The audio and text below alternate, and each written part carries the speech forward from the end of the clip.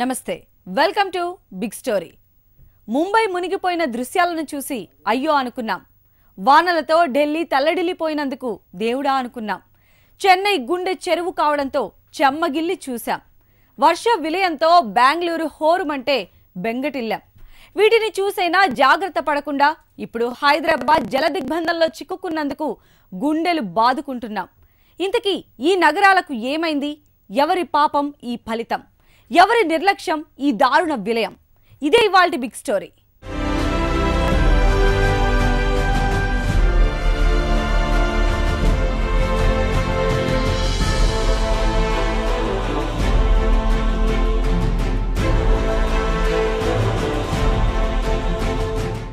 చూశారుగా, ఇది 3-4 రోజులు కుండపోత మిగిల్చిన బీభత్స దృశ్యం. నగరం మొత్తం నీటి కోరల్లో చిక్కి ఛిద్రమైపోతోంది. వాన వస్తుందని తెలుసు, వస్తే నీరు నిండుతుందని తెలుసు. ఆ నీరు పోయే మార్గం చూపేది మామూలు మనుషులు కాదు, అధికారులేనని కూడా తెలుసు. అన్నీ తెలుసు. అంతా అందరూ కలిసి ఏళ్ల తరబడి చోద్యం చూసిన పాపానికి గ్రేటర్ సిటీ గ్రేట్గానే మూల్యం చెల్లించుకుంటోంది. నిరుపేదల గూళ్లు చెదిరిపోయాయి. జనజీవనం అస్తవ్యస్తమవుతోంది. ఎవరిది పాపం, ఎవరికి శాపం?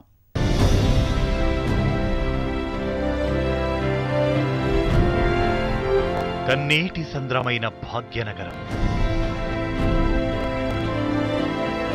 హోరు వానతో నిండా మునిగిన హైటెక్ నగరం. జలధారలతో అతలాకుతలమైన చార్సౌ షహర్. జలమయమైన రహదారులు, నీట మునిగిన నివాస ప్రాంతాలు, నిరాశ్రయులై వీధులు పట్టుకు తిరుగుతున్న నిరుపేదలు. గట్టి వాన కురిస్తే చాలు నరకానికి నక్కళ్ళు కాదు వాస్తవాలుగా మారిపోతున్నాయి అనడానికి హైదరాబాద్ నగరం ఒక ఉదాహరణ.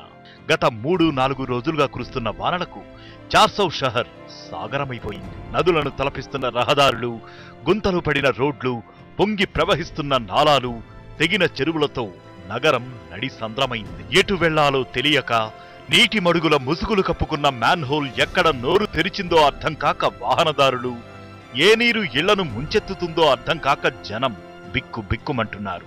ఇంట్లో ఉన్నవాళ్లు బయటికెళ్లాలంటేనే భయపడిపోతున్నారు.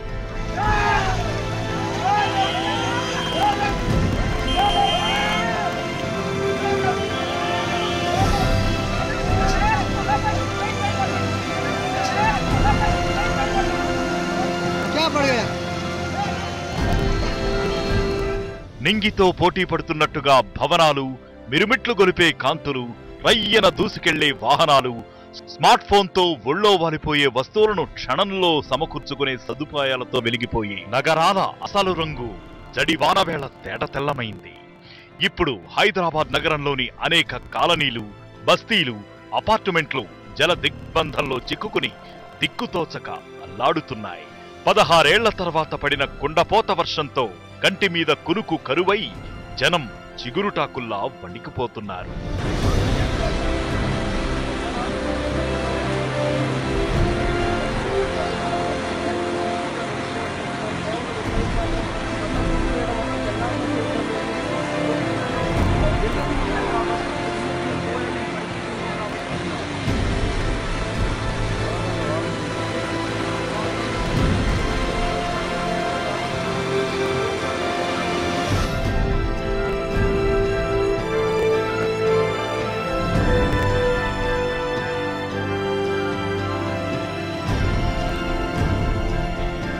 నీరు, ఆహారం, విద్యుత్తు లాంటి కనీస అవసరాలైన తీరక కష్టాలు పడుతున్నారు జనం.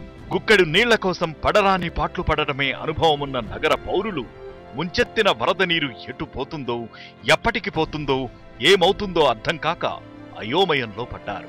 2-3 రోజుల వర్షానికే ఇలాగైతే హోరువాన ఇంకా కొన్ని రోజులు కొనసాగితే సిటీ ఏమవుతుందో ఊహించడానికే వణుకు పుడుతోంది నగర జీవికి. 1 కోటి జనాభాకు చేరువవుతున్న హైటెక్ నగరం ఇలా జలగండాన పడటం ఆందోళన కలిగిస్తోంది.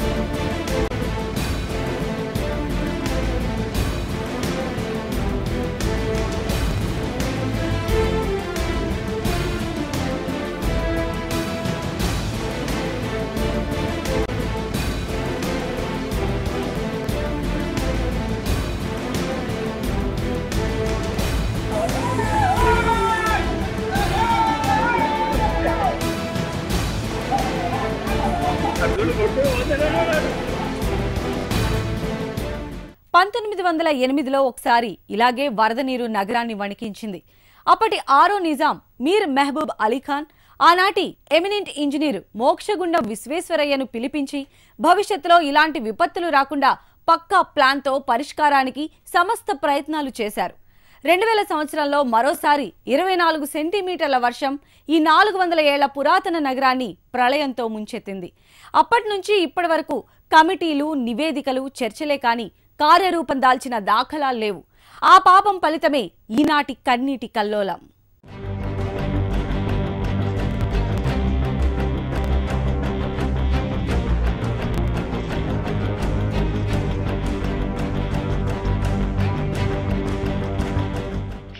సంవత్సరం ఆగస్టులో భాగ్యనగరాన్ని ముంచెత్తిన వరద విలయం ఇంకా ప్రజల స్మృతిపథం నుంచి తొలగిపోలేదు.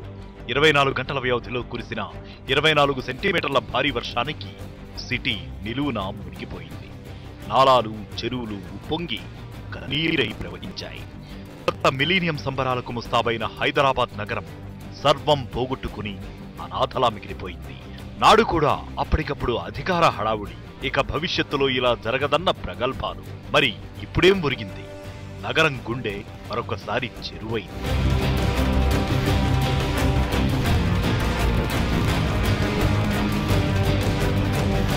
నగరం వరదమయం కావడానికి కారణాలు, ముందు జాగ్రత్త చర్యలు సూచించాల్సిందిగా నాడు పుణేకి చెందిన కిర్లోస్కర్ అనే కన్సల్టెన్సీకి బాధ్యతలు అప్పగించారు.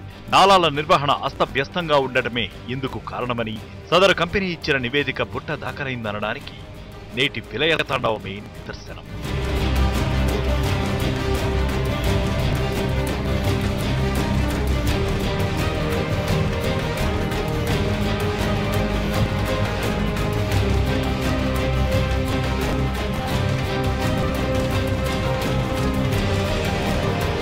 కానీ శతాబ్దం కింద నిజాం చూపిన దార్శనికత కళ్ల ముందు స్ఫూర్తినిస్తూ కనబడుతున్నా మన వాళ్లకు కనువిప్పు ఏ మాత్రం కలగదు. హైదరాబాద్ ని సురక్షిత ప్రాంతంగా తీర్చిదిద్దేందుకు ఆనాడున్న పరిమితమైన వనరులతో 100 ఏళ్ల క్రితమే జరిగిన ప్రయత్నం గురించి తెలిస్తే మన వాళ్ల నిర్లక్ష్యం నేడు ఏ స్థాయిలో ఉందో తెలుస్తుంది.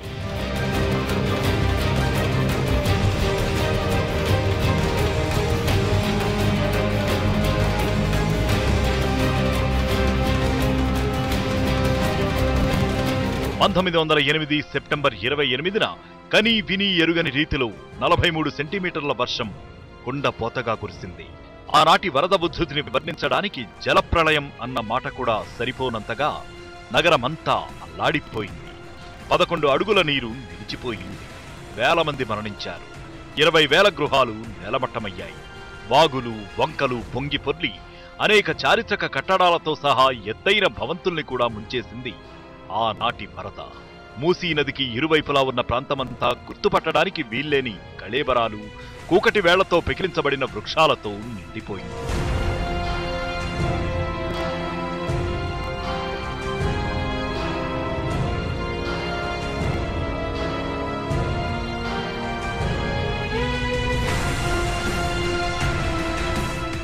నాటి 6వ నిజాం మీర్ మెహబూబ్ అలీఖాన్ ప్రముఖ ఇంజనీరు మోక్షగుండం విశ్వేశ్వరయ్యకు కబురు పంపారు.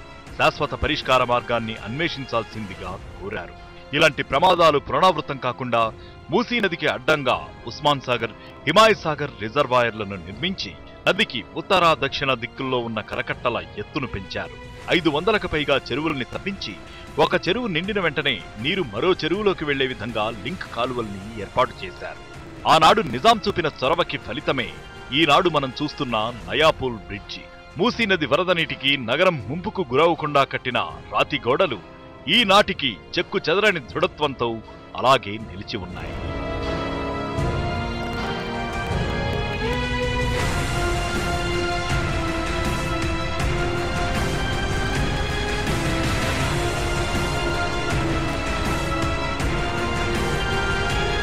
కానీ తర్వాతి పాలకులు పాటించకపోవడమే నేటి నగర దుస్థితి.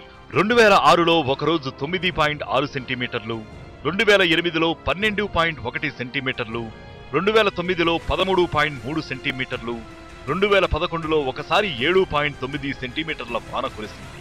ఈసారి ఆకాశానికి చిల్లులు పట్టట్టుగా కురిసిన భారీ వర్షంతో గ్రేటర్ పరిధిలోని 2,70,000 మ్యాన్హోళ్లలో అత్యధికం పొంగి పొర్లి నగర జీవికి ప్రత్యక్ష నరకం చూపించాయి. విశ్వనగరం ఎలా ఉందో తేలిపోయింది.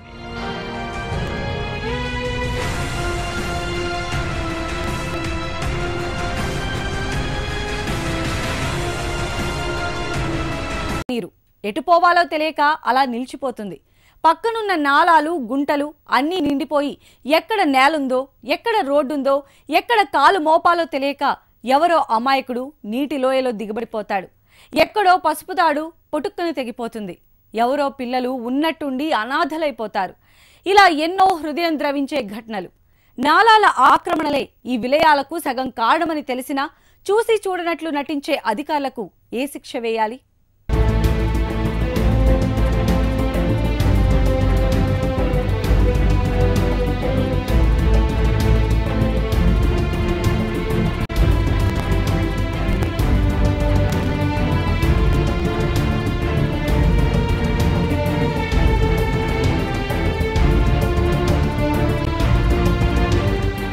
హృదయం తరుక్కుపోయే ఈ దృశ్యాలను చూస్తే ఇదంతా ప్రకృతి సృష్టించిన ప్రళయమేనా? మనుషులకు ఇందులో ఏ పాపం లేదా అంటే ఎన్నో భయానక జవాబులు మనల్ని వెక్కిరిస్తాయి. నాలాల మీద అక్రమ నిర్మాణాలే దీనికి కారణమని తేల్చి చెబుతున్నారు విషయం తెలిసినవారు.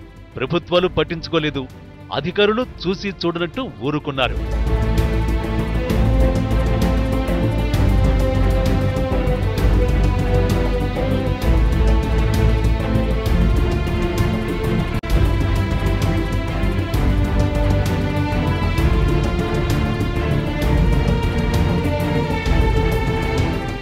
ఈజీగా పర్మిషన్లు తీసుకురావటము, లేకపోతే లోకల్గా మేనేజ్ చేసి, లేకపోతే కొంచెం 4 అడుగులు ముందుకెళ్ళి, అంటే మన ఫుట్పాత్లు మీద కూడా ఆక్రమించుకుని, చెరువులు కూడా ఆక్రమించుకుని నిర్మిస్తున్నారు. కాబట్టి వీటిలంతా డ్రైనేజ్ వ్యవస్థకి కలిపేటటువంటి పరిస్థితి లేకుండా ప్రతి ఒక్కటి ఆక్రమితలకు గురయ్యి, చెరువులు కూడా ఆక్రమితలకు గురయ్యి ఈ విధమైనటువంటి పరిస్థితి వస్తూ ఉన్నాయి. నగరంలో మొత్తం 2800 కిలోమీటర్లు విస్తరించిన 750 నాలాలుంటే ముఖ్యమైన నాలాల మీద ఆక్రమణలు 3500. మొత్తం ఆక్రమణలు 7500. నాలాల ప్రస్తుత సామర్థ్యం 12 మిల్లీమీటర్లు, కావలసింది 40 మిల్లీమీటర్లు. నాలాల విస్తరణపై 3-4 అధ్యయనాలు సాగాయి. ఇందులో కిర్లోస్కర్ కమిటీదే కీలకం. దాన్ని అమలు చేయాలన్న డిమాండ్ చాలా కాలంగా ఉంది.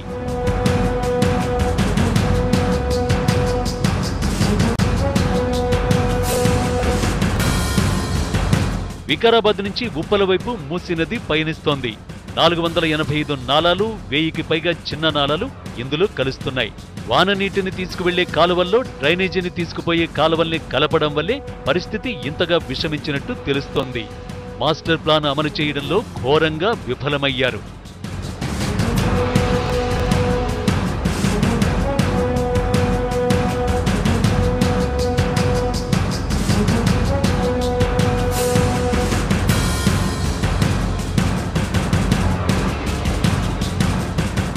నవాబుల కాలంలో ఓ చెరువు నుంచి మరో చెరువుకు నీరు వెళ్లేలా చైన్ సిస్టమ్ ఉండేది. కానీ ఇప్పుడు చెరువులే కబ్జాకు గురైపోతున్నాయి.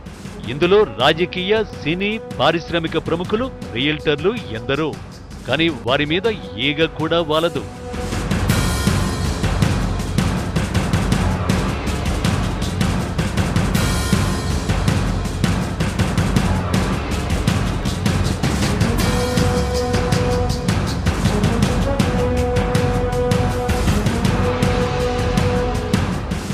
అన్ని విషయాలలో కూడా హైదరాబాద్కు రావడం ప్రజలు ప్రారంభించిన తర్వాత ఇక్కడ ఉన్నటువంటి ఆ చెరువుల ఏరియా తగ్గిపోతూ వచ్చింది. ప్రజలు ఆక్రమించుకోవటం, వాళ్ళ నివాస భవనాలు ఏర్పాటు చేసుకోవటం, ఇలాంటిది ఎప్పుడైతే మొదలు పెట్టారో ఆ రోజు నుంచే చెరువు ఏరియాలు తగ్గినాయి. ఆ ఒక చెరువు నుంచి ఇంకొక చెరువుకు నీళ్లు పోయే మార్గాలు మూసుకొని పోయినాయి. మురుగునీరు పోవటానికి ఎప్పుడో ఏర్పాటు చేసినటువంటి నాలాల మీద కూడా ఇళ్లు కట్టుకొని పెద్ద పెద్ద ఇళ్లు పట్టుకొని ఉన్నారు అని అంటే మొట్టమొదటి కారణం. ఎప్పుడో నవాబుల కాలంలో 5 లక్షల మంది జనాభా కోసం నిర్మించిన డ్రైనేజీ వ్యవస్థ ఇప్పుడు 1 కోటి మంది జనాభాకు తగినట్లుగా డెవలప్ కాలేదు. వచ్చిన చట్టాలు, చేసిన ప్రతిపాదనలు, సమర్పించిన నివేదికలు అన్నీ దొంగలో తొక్కేశారు.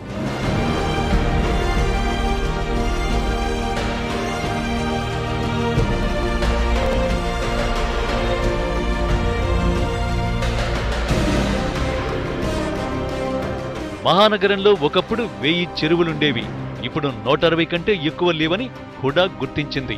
మిగిలిన చెరువులు కాలక్రమంలో కబ్జాకు గురవుతూ వచ్చాయి. 5000 ఎకరాల విస్తీర్ణంలో ఉండే హుస్సేన్ సాగర్ ఇప్పుడు 900 ఎకరాలకు కుచించుకుపోయింది. హుస్సేన్ సాగర్ నుంచి మూసీలోకి చేరాల్సిన 2 వాననీటి దారులు కబ్జాలో చుప్చాప్ గాయబైపోయాయి. కొత్త కట్టడాల పేరుతో పాలకులు సాగర్ను కొంచెం కొంచెం కొరుక్కు తింటూ వచ్చారు. Peoples plaza, east street, Jalavihar, beach volleyball ఇలా రకరకాల పేర్లతో సాగర్ విస్తీర్ణాన్ని కుదించుకుంటూ వచ్చారు. పర్యాటక నాటకం పేరు మీద స్వాహా చేస్తూ వచ్చారు. హైదరాబాద్ దుస్థితికి మరో కారణం ఇది. మున్సిపల్ కార్పొరేషన్లో విపరీతంగా అవినీతి పెరగడం, టౌన్ ప్లానింగ్ సెక్షన్, ఇంజనీరింగ్ సెక్షన్స్లో చట్టాలని ఉల్లంఘిస్తూ ఇష్టం వచ్చిన చెరువుల్ని, నల్లాల్ని కబ్జా చేసుకుంటూ పోతున్నప్పుడు కొద్దిపాటి వర్షాలు ప్రతి చోట ఎట్లా పడుతుందంటే మన అవినీతికి ప్రకృతి ఇప్పుడు సమాధానం చెప్తా ఉంది. ఒక 5 సంవత్సరాల్లో 10 సంవత్సరాల్లో సమయం పెట్టుకొని చాలా కఠినంగా వ్యవహరిస్తూ, చాలా చిత్తశుద్ధితో, చాలా రాజకీయ సంకల్పంతో వ్యవహరిస్తే కొంతమేరకు మార్పు తీసుకురావచ్చు. కానీ దాన్ని ఆశించడం చాలా అత్యాశ అవుతుందనేది నాకు అనిపిస్తుంది ఇప్పుడున్న పరిస్థితుల్లో.